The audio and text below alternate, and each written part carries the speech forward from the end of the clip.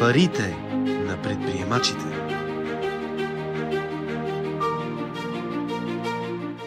Здравейте! Вие слушате епизод 8 от третия сезон на подкаста Парите на предприемачите на консултантска компания Консендо, в който представяме успешни предприемачи, които разкриват тяхната тайна за успех. Аз съм Димка Кънчева, счетоводител и бизнес консултант и един от основателите и управляващ съдружник в Консендо. Днес наш гост е Красен Томов, с който ще си говорим за призванието му да споделя любовта си и да споделя и обучава хората на метода на Лестър Левенсън и как да използваме ума си, за да станем милионери. Здравей, Красене! Много се радвам, че си наш гост. Здрасти, Димка! Аз благодаря за поканата. Драго ми е много. Разкажи ни малко за себе си.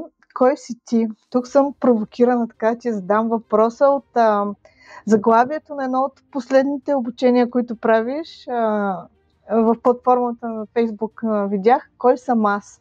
Можеш ли така с 3-4 изречения или там колкото сметнеш за необходимо да ни кажеш кой си ти, да се представиш на нашите слушатели? Добре, ми идва да го кажа. Аз съм двама, но не като ум. Мога да кажа, аз съм Красен и съм българин, предприемач.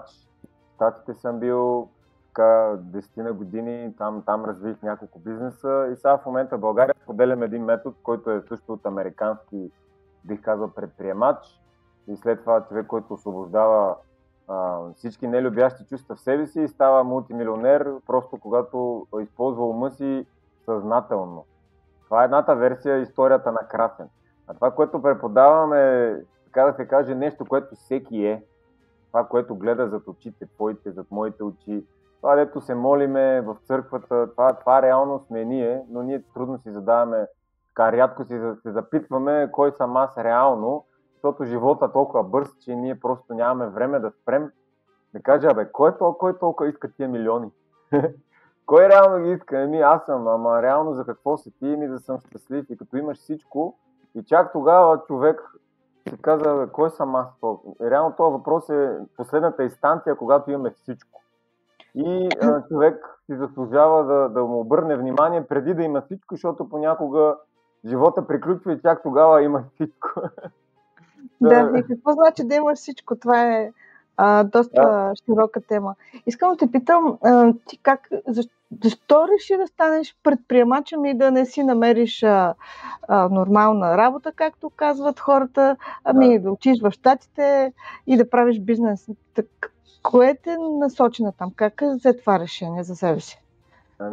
Една кратка история ще разкажа. С баща ми бях на 15 в едни лузя в Плевен и аз тогава исках пари, малко колко съм бил на 15 години и ги пазехме. Обаче ние ги пазехме имаше така махала от страни, които просто си беряха нелегално нещата и ние трябваше да го пазим. Обаче какво мога да опазя аз едно 15 годишно момче с баща си, като ние нямаме нищо, просто си ми пръв. То просто смешно. Въпросът беше, че баща ми не дойде, мисля, че един-два пъти или не знам, или беше закъснял по-скоро и нашите работодатели му казаха, че няма да му платят нищо. И аз тогава си казах, да не говорим, че беше 5 лева, мисля, че нещо такова беше. 5 лева за цяла нощ. И аз тогава нещо в мене ми превключи и си казах, аз повече това нещо някой да ми казва и да ми решава колко ще взимам и че може да не взимам, че съм закъснял, случай беше за баща ми. В мене нещо се породи, че аз искам да си взема ролята в живота по отношение на финанси, да се зависи от мене. И сега съм малко и тогава бях по-бунтар, сега може би съм по-скромен, така усещам, по-олегнал бих казал, но тогава си казах, даже и България не ме устроила от условията, дори да имам хубава заплата и това не ме устроила. Аз искам да съм богат човек и България не го виждах това като възможност, просто не го виждах като потенциал, дори като бизнесмен. И си казах, ще е на друго място и така се озовах в Щатите, там и прилегна до някъде. И така просто вътрешно усещане за интуиция, че някой да ми каже, че стандарта примерно е такъв и ти трябва да се съгласиш. Нещо в мен не ми резонира. Аз съм човек на планета Земя, мога да изкарвам колкото аз реша. Това е доста голямо така заявяване, но което ограничава освен вътрешният ти ум, ограничаващи вярвания, които ние ги взимаме всички. И това за мен е Да. много силно и още го има. Човек трябва да е свободен и от тази свобода да взима решение къде и за колко, а не някой друг. Но това е доста смело, поне за мен, но тогава не знаеш, че е смело, просто си бях много амбициозен. А какви бяха предизвикателствата за тебе, стартирайки бизнес в Щатите? Все пак... Много големи, огромни, изключително ми беше трудно. Аз бях на 22, 23 и работех всъщност там работа за други хора, нали, в началото, но в един момент то просто това отвътре пак аз искам да разбера какво е. Аз да съм си собственик, да съм отговорен, но се изправих пред много големи трудности. Първото е, че не знаех езика много добре и говорех с бизнесмени на 50 години. Аз бях на 22, трябваше да дигна телефона и да се представям, че аз имам бизнес и че искам да правя бизнес с тях. Аз дори не знам и английски и трябва да се държа много. И съм стоял буквално телефона и мене, гледам го, трябва да направя този разговор и винаги е било в началото едно такова съдбоносно решение. Или се обаждаш, или продължаваш да работиш за някого, в случай, нали, в щатите по-добра. И съм стоял така 1 час и просто не мога. Благодарение на това, че имах прекрасни тогава взаимоотношения с жена ми, и тя горе, и тя просто също много ме подкрепиш и беше аз го правя това. И дигам телефона и правя първия разговор, никога няма да го забравя. Аз си бях написал сценария. Нали, след това отидох в Лас Вегас, в едни огромни сгради за, нали, големи компании. Аз на 22 и говоря сякаш имам бизнес. Просто влизах в ролята, а вътре всичко ми трепереше. Но постоянно стъпвах в такива ситуации и това беше и една вяра в моята жена тогава и в голяма амбиция, като си малък. Тук, ако някой слуша е на 20, давай, това е моментът. После те фаща много страх. А какво те мотивира да продължиш? Ти споделяш в момента за телефонното обаждане, но какво те мотивира да продължиш напред? Защото ти не си отказал да бъдеш предприемач и сега продължаваш в друга план, пак. Едното ме мотивира, че имах много кредити и трябваше да ги връщам. Това, между другото, е доста силен мотиватор, бих казал. Това е доста силен мотиватор, нали? Второто е, че как да кажа, хората, които са предприемачи, които се интересуват, те един вид, дори само да имаш такива, както и си ти с тези споделяния, ти щом имаш такова нещо вече в тебе да ври, че искаш да си иноватор, да предприемаш нещо, то вътре е зародено, че ти имаш желание да развиваш, то просто е от тебе. Аз го наричам, буквално си ти се събудила креативността в тебе да твориш и това, когато ти оцелиш десятката нещо, което аз направих, третия ми опит за бизнес беше успешен, то просто анулира всички неуспехи, след това си струваше всичко накрая, нали? И някакси, когато следваш нещо, което ти е много на сърце, ти си способен да прескочиш всичко. Затова е много важно човек да... Мен просто ми харесва това нещо. Мога ли аз да съм собственик, да изкарам повече от средния американец и да съм българин? Това много... Вау! На 22 просто много плюсове имаше. Нали, да не говорим егото ми, аз колко съм голям, си купа джип. Такива работи, това е амбиция, мъжки истории, да. А какви според теб ключови ценности са ти помогнали да вървиш напред? Такива ценности, които изповядваш и които според мен имат и повечето предприемачи. Трябва да обичаш това, което правиш. Аз тогава обичах, продавах изкуство. Сега споделям на хората как да пускат това, което им тежи в живота, да се чувстват щастливи. И тогава няма такова работен ден 8 до 5. Не, моят работен ден е нон-стоп. И не ми тежи. Тежи ми, ако вече не правя каквото обичам. Така че това за мен е най-голямата ценност, да правя каквото обичам, защото проблемите те така и така идват, но поне за нещо, което ми харесва. Тоест аз пак съм изпитвал стрес, напрежение да направя първия разговор с тази компания, която се обадих. Но беше за нещо, което обичам. Аз си представях, аз вече ще съм собственик на бизнес, ще пътувам по света, ще работя откъдето си искам, ще имам над средното за Америка заплащане, това ми беше целта. И аз го постигнах, аз пътувах, в Китай ми беше производството, в София, нали, в България имах хора и всъщност си работя където си искам. И аз това исках, това обичах. Аз поделят, между другото, бих казала 100% от предприемачите, от хората, които трябва да обичаш това, което правиш. И това, тук нямаш работен ден и го правиш, защото просто ти харесва, не му казваш работа. Да. Проблема, което гледат хората, когато кажат аз трябва да работя нон-стоп, е, че го гледат през очите на аз работя от 9 до 5 на нещо, което не ми харесва. И дори научно е доказано. Ако ти работиш, ако ти правиш това, което обичаш, тази част на мозъка, която се включва, е предната част на мозъка, която не е да се биеш или да бягаш. Т.е. ти имаш способността да влезеш в огъня, да говориш пред 5000 човека и ти да кажеш аз го правя. Защото тази част на мозъка е свързана с това, което обичаш и ти можеш да влезеш в тия трудности.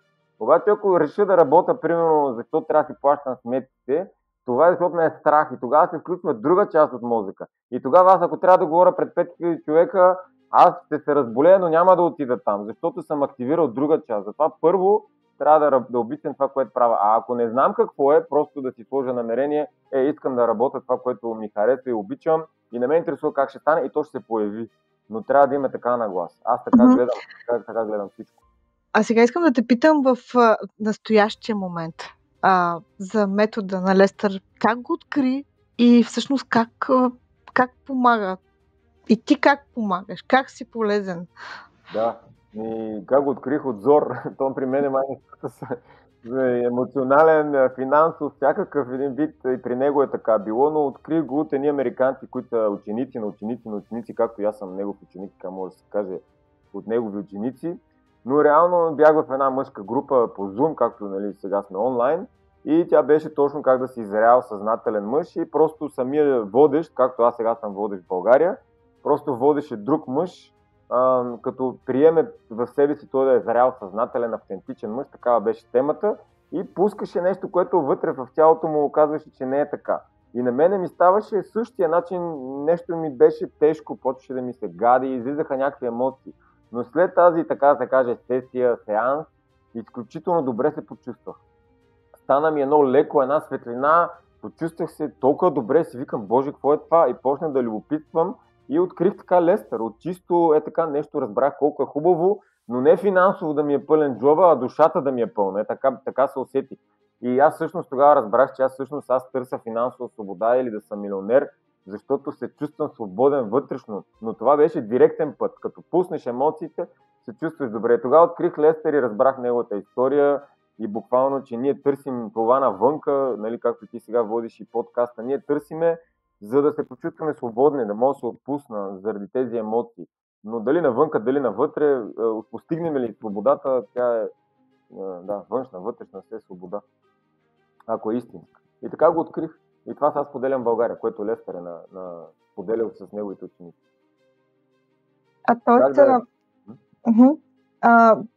И как споделяш метода? Как могат да те намерят хората, как се случва? Да, аз споделям малко както съм го научил и те го правят в групи по Zoom. 80% от моите събития са онлайн. Надявам се да почна офлайн, даже сега мисля. Те са по-силни, но по Zoom може всеки да се включи. И ние сме, да кажем, 20, 30, 50 човека, както сега има такъв курс, който е за любов. И последната седмица, веднъж седмицата се събираме по Zoom 2 часа и правим инвентар, се казва така нещо. Като си помисли за нещо в миналото, което, примерно финанси, сега темата е такава, имаш ли някъде фалит в миналото? Имам. И като имаш фалит в миналото, как се чувстваш? Мразя, нали, депресиран съм, ядосан съм.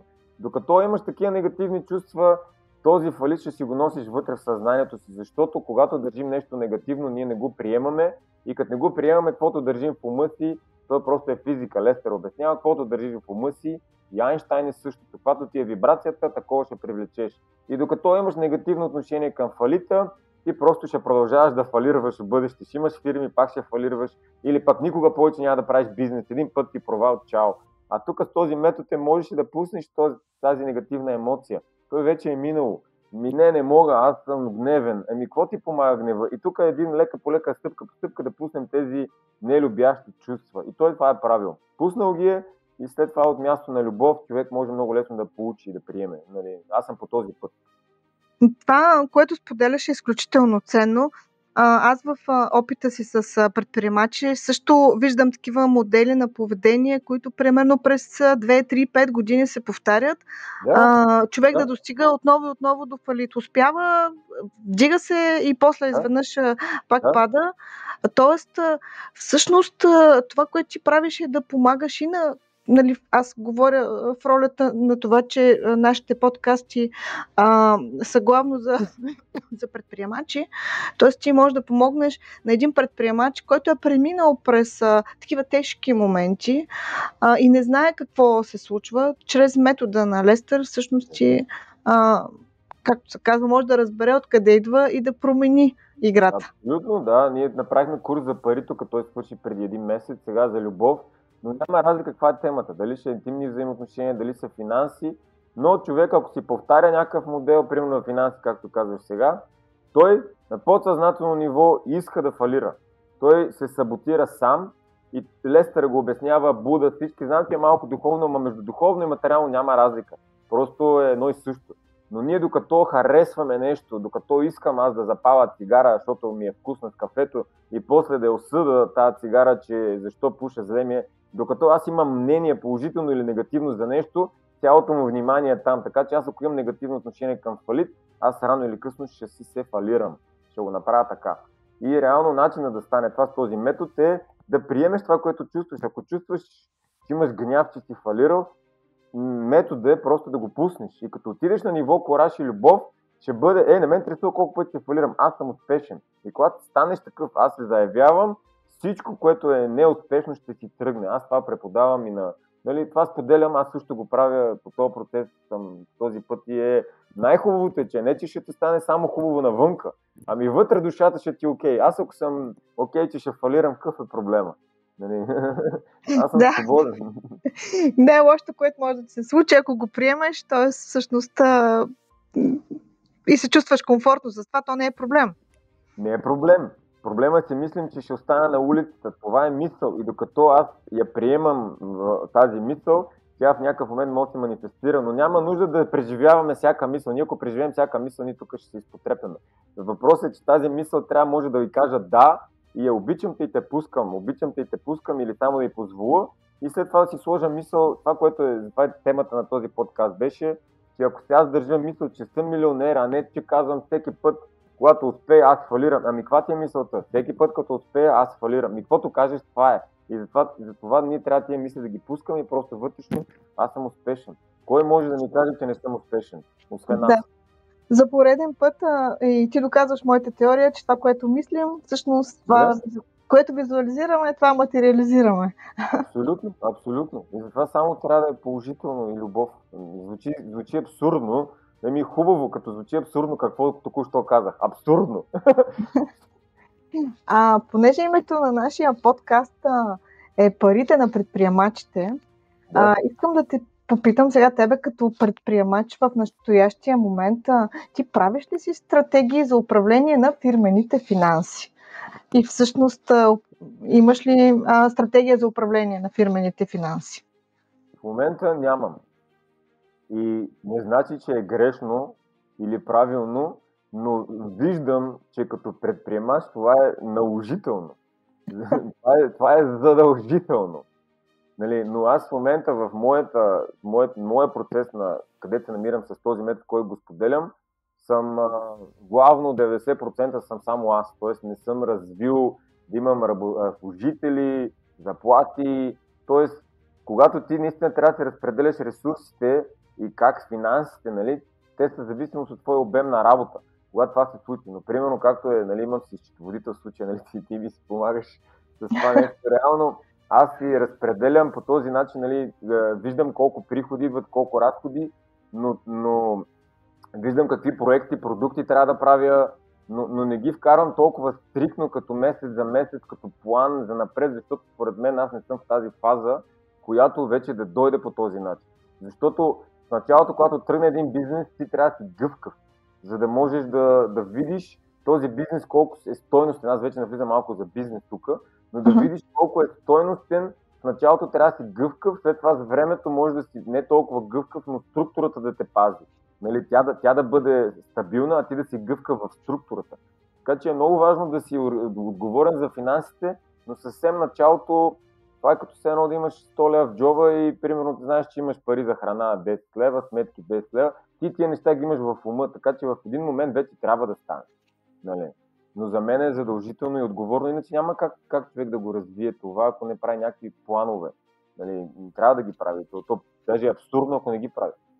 Да, може би нали, има и разлика в това, че твой бизнес е по-скоро фокусиран онлайн все още и да кажем, че има по-малко разходи. Нали? Защото пък ако аз нямам да. Даже нямам интернет. Да.